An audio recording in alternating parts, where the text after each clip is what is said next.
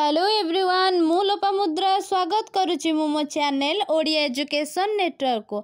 आज आम पढ़ा पंचम श्रेणी परिवेश विज्ञान बहीर षष्ठ अध्याय जार नाम होउची आम देशर प्राकृतिक संपद कृषि और शिल्प तार पाठ्य पुस्तकस्थ अभ्यास प्रश्नोत्तर आज आम आलोचना करिबा।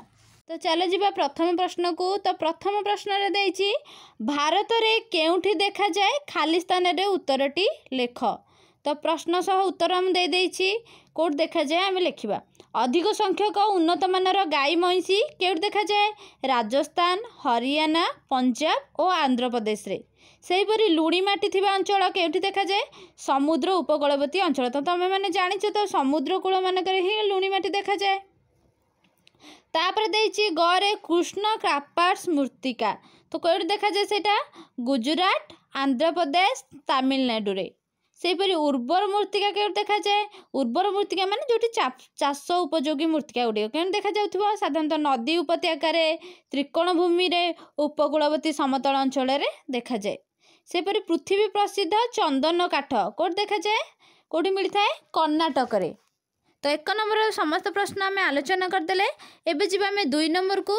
तो 2 नंबर प्रश्नटी देइछि निम्न रे केतोटी खनिजर नाम दिया जाइछि आम देश रे सही खनि थिबा जेकोनोसी दुईटी स्थान रे आम नाम लेखिबा। तो सुना खनि केउठी मिले सुना खनि मिले कर्नाटकर कोल्लाब रे और आंध्र प्रदेशर रामगिरी रे। सेपरि मांगानीज मिले महाराष्ट्र नागपुर एवं मध्य प्रदेशर बालाघाट। तंबा खनि मिले बिहारर मुसाबणी और राजस्थान रे खेत्री। अभ्र मिले कोठी बिहारर हजारीबाग एवं आंध्र प्रदेशर नेल्लोर ठारे। तो एबे जीवा 3 नंबर को। तो 3 नंबर प्रश्नटी देइछि बही पृष्ठा 65 रे थिबा मानचित्रटी को भल भाबरे देख और ठीक चिन्ह देई तळ सारणी पूरण कर। तो एठी प्रश्न सह उत्तर दिया जाइछि जेंति लिखिबो कौन कौन दि जाइछि राज्यर नाम एवं अंचल नाम जहाँकि कौन महाराष्ट्र अच्छी दक्षिणस्थ मालभूमि अंचल अच्छी। तो धान केउंटी देखा जाए दक्षिणस्थ मालभूमि अंचल देखा जाए। गहम ए दुईटी मध्य केउंटी देखा जाए नहीं। आखुटा दुईटी महाराष्ट्र भी देखा जाए दक्षिणस्थ मालभूमि अंचल भी देखा जाए। कपा केवल दक्षिणस्थ मालभूमि अंचल देखा जाए। झोट भी सही दक्षिणस्थ मालभूमि अंचल देखा जाए। चा भी सेम दक्षिणस्थ मालभूमि अंचल। चीनाबादाम भी दक्षिणस्थ मालभूमि अंचल। सोरिष भी दक्षिणस्थ मालभूमि अंचल। नड़िया किंतु महाराष्ट्र रे देखा जाए। सेहीपरि 4 नंबर प्रश्नटी देइछि कृषि विश्वविद्यालय 2 जन छात्र रिंकू और रमेश निम्न रे दिया जाइथिबा प्रत्येक चाष भल हेउथिबा दुईटी राज्य बुली जीवा पई स्थिर कले। तो रिंकू और रमेश कौन करछंती दुईटी राज्य बुलिया को स्थिर करछंती। तो सेमाने केउ राज्य केउ चाष पई बुली जिवे खाली स्थान रे आमे लेखिबा। जदि सेमाने कपा पई जिवे ताले कोठी के जिवे सेमाने महाराष्ट्र को जिवे एवं गुजरात को जिवे। सेपरि चीनाबादाम पई तमिलनाडु जिवे आंध्र प्रदेश जिवे। चा पई जिवे कोठी के आसाम जिवे पश्चिम बंग जिवे। झोट पई ओडिशा जिवे बिहार जिवे। धान पई ओडिशा एवं आंध्र प्रदेश। सेपरि गहम पंजाब एवं हरियाणा। नड़िया पई केरल और कर्नाटक जिवे। तो 4 नंबर प्रश्न भी आम आलोचना कले। एबे जिबा आम 5 नंबर को। 5 नंबर रे देइछि शून्य स्थान पूरण कर। तो केते गुडी प्रश्न देइछि आम शून्य स्थान पूरण करिबा। कर देइछि छत्तीसगढ़ डैश ठारे लोह इस्पात कारखाना अछि। तो लिखिबो भिलाई। तो छत्तीसगढ़ भिलाई ठारे लोह इस्पात कारखाना अछि।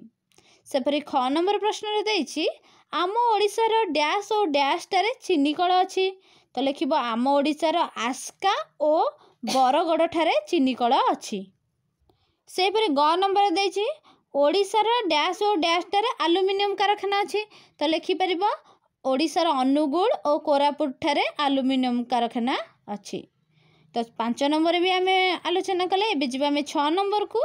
6 नंबर देइछि बयन शिल्प थिबा राज्य और स्थानर नाम खाली स्थान रे पूरण कर। तो लिखिबो बयन शिल्प कोठी मध्य प्रदेश रो कोठी ग्वालियर एवं गुजरात रो सूरत ठारे। उत्तर प्रदेश रो कोठी कानपुर। सेपरि पंजाब रो अमृतसर। ओडिशा रो चौदार एवं पश्चिम बंग रो कोलकाता रे एवं राजस्थान रो जयपुर ठारे। ସେହିପରି 7 ନମ୍ବର ପ୍ରଶ୍ନଟି ଦେଇଛି ସାର କାରଖାନା ଥିବା ରାଜ୍ୟ ଓ ସ୍ଥାନର ନାମ ଫୁଲର ପାଖୁଡ଼ାରେ ଲେଖ। ତ ସାର କାରଖାନା କେଉଁଠି ଦେଖାଯାଏ? ବିହାର ଆଉ ସିନ୍ଧ୍ରୀ, ଆସାମର କାମରୂପ, ଉତ୍ତରପ୍ରଦେଶ ଗୋରଖପୁର, ପଞ୍ଜାବ ନଙ୍ଗଳ, ମହାରାଷ୍ଟ୍ର ଟମ୍ପେଠାରେ। 8 ନମ୍ବରରେ ଦେଇଛି କ ସ୍ତମ୍ଭର ପ୍ରତ୍ୟେକ ରାଜ୍ୟର ନାମ ସହିତ ଖ ସ୍ତମ୍ଭରେ ଥିବା ସମ୍ପୃକ୍ତ ରାଜ୍ୟର ସ୍ଥାନ ସହ ନାମ ଯୋଡ଼। ତ କ ସ୍ତମ୍ଭରେ କେତେ ଗୁଡ଼ିକ ରାଜ୍ୟର ନାମ ଦେଇଛି ଏବଂ ଖ ସ୍ତମ୍ଭରେ ବି କେତେ ଗୁଡ଼ିକ ରାଜ୍ୟ ଦେଇଛି। ତ କାହା ସହିତ କେଉଁ ରାଜ୍ୟ ସମ୍ପୃକ୍ତ ସେଟା ଆମେ ଗାରଟା ଆଣି ଯୋଡ଼ିବା।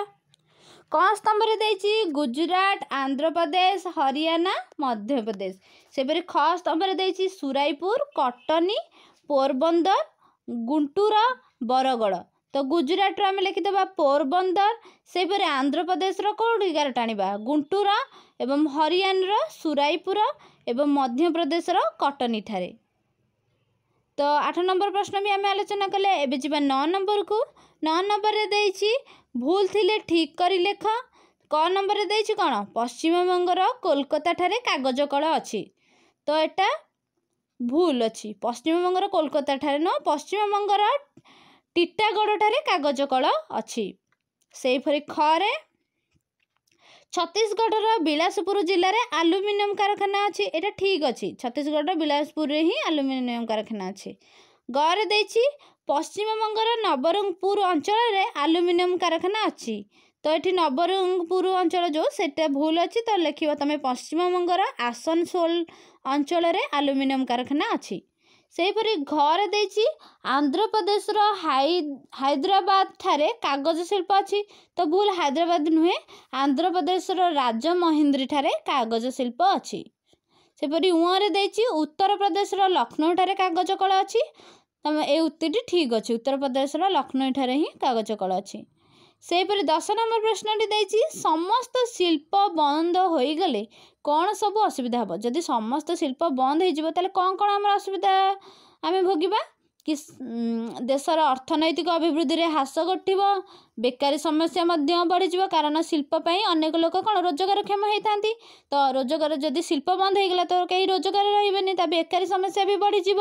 କାରଖାନାରୁ ପ୍ରସ୍ତୁତ ସାମଗ୍ରୀର ମଧ୍ୟ ଅଭାବ ଘଟିବ। ସେହିପରି ଦେଶ ରାଜ୍ୟରେ ଥିବା କଞ୍ଚାମାଲର ବ୍ୟବହାର ହୋଇପାରିବ ନାହିଁ। ସେପରି ଗୋଟିଏ ଦେଶ ଓ ରାଜ୍ୟର ଲୋକ ଅନ୍ୟ ଦେଶ ଓ ରାଜ୍ୟର କଳକାରଖାନାରେ କାମ କରିବା ଦ୍ୱାରା ଅନ୍ୟ ଲୋକଙ୍କ ସହ ମିଳାମିଶି କରିବା ଯୋଗୁଁ ସୃଷ୍ଟି ହେଉଥିବା ସଦ୍ଭାବ, ଏକତା, ସମ୍ପର୍କର ମଧ୍ୟ ଅଭାବ ଘଟିବ। ତ ଆମେ ସମସ୍ତ ପ୍ରଶ୍ନର ଉତ୍ତର ଆଲୋଚନା କରିଦେଲେ। ଆଶା କରୁଛି ଆପଣମାନେ ବୁଝିପାରିଥିବେ। ତ ଏହିପରି ଷ୍ଟଡି ରିଲେଟେଡ୍ ଭିଡ଼ିଓ ପାଇବା ପାଇଁ ଆପଣମାନେ ଆମ ଚ୍ୟାନେଲକୁ ସବସ୍କ୍ରାଇବ୍ କରନ୍ତୁ, ଯାହାର ନାମ ହେଉଛି ଓଡ଼ିଆ ଏଜୁକେସନ୍ ନେଟୱାର୍କ। ତା ସହିତ ଲାଇକ୍ ଏବଂ ସେୟାର କରିଦିଅନ୍ତୁ ଏବଂ ପାଖରେ ଥିବା ବେଲ୍ ଆଇକନ୍କୁ ଦବାଇ ଦିଅନ୍ତୁ, ଯାହାଫଳରେ ଆମେ ଅପଲୋଡ଼ କରୁଥିବା ପ୍ରଥମ ଭିଡ଼ିଓ ନୋଟିଫିକେସନ୍ ଆପଣମାନଙ୍କ ପାଖରେ ପହଞ୍ଚିଯିବ।